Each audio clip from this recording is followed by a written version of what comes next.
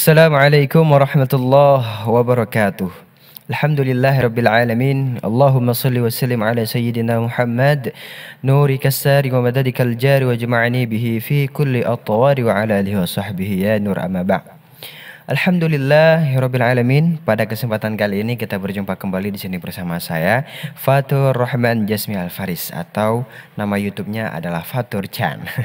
Dan pada kesempatan kali ini saya pengen untuk sharing bareng teman-teman mengenai tarannum azan atau belajar irama azan. Ketika kita melantunkan azan, maka ada hal-hal yang harus disiapkan sebelum kita melantunkan azan. Maka di video ini kita akan membahas mengenai hal yang dipersiapkan sebelum kita azan. Nah teman-teman, sebelum kita azan, yang pertama dulu kita harus mempunyai sebuah niat, yaitu kita akan niat untuk azan. Maka ketika kita sudah niat untuk azan, maka Allah akan permudah gerak kita untuk menuju ke masjid dan untuk kita melantunkan azan. Kemudian yang pertama ini adalah hal yang paling utama setiap perbuatan, seperti yang dikatakan dalam sebuah hadis arba'in. Yang hadis yang pertama yaitu innamal a'malu binniyat. Segala perbuatan, segala pekerjaan, segala apapun itu maka dimulai dengan niat. Kemudian ada lanjutannya, mungkin teman-teman bisa buka di hadis arba'in. Dan ketika kita sudah meniatkan sesuatu hal itu untuk kebaikan, maka insyaallah akan Allah permudah. Kemudian yang kedua kita harus memilih irama. Sebelum kita azan, kita niat. Sesudah kita niat, maka kita harus memilih irama untuk kita azan. Kita harus menguasai irama. Dan irama azan itu ada 7 atau 8 irama. Ada irama nahawan, ada irama kurdi, ros, soba, hijaz, bayati, kemudian ada jiharkah, ada sika, ada 8. Dan semua irama ini bisa dibawakan kepada azan, misalnya seperti irama nahawan. Allahu Akbar, Allahu Akbar. Ini irama nahawan. Ada juga irama kurdi. Allahu Akbar, Allahu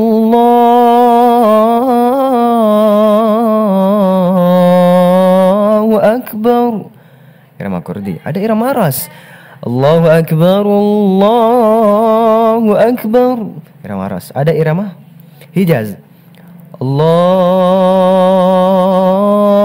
Akbar, Allahu Akbar. Ada irama soba. Allahu Akbar, Allahu Akbar.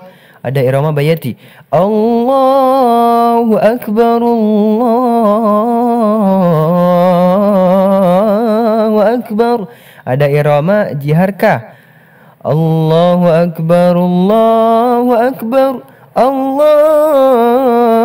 Akbar, Allahu Akbar. Ada irama sika dan irama lainnya. Nah, ini ada 7 atau 8 irama yang harus teman-teman persiapkan dan teman-teman pilih. Misalnya teman-teman azan di waktu subuh itu lebih kepada irama hijaz atau seperti irama Mekah. Allahu Akbar, Allahu Akbar. As-salatu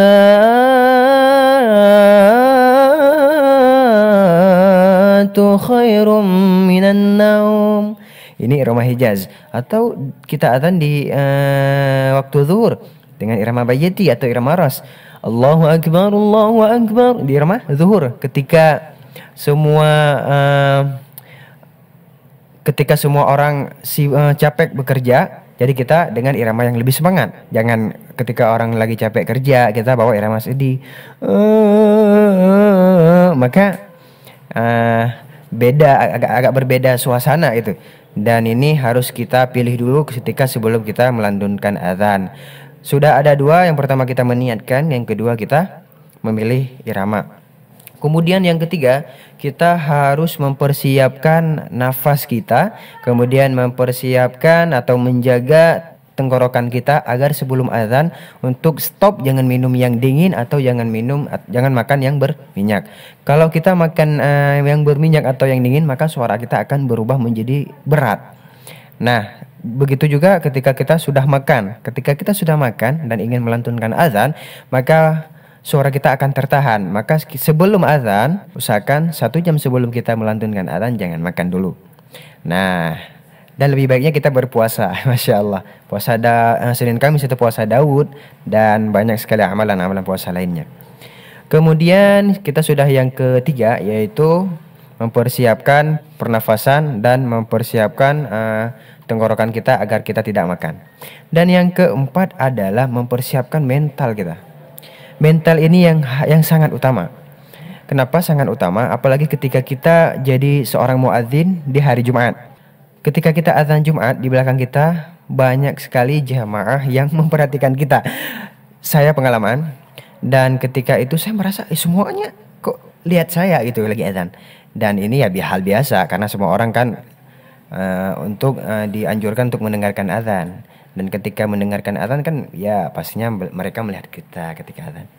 Dan bagi teman-teman harus melatih mental dulu agar tidak salting atau salah tingkah ketika jamaah melihat kita sedang azan.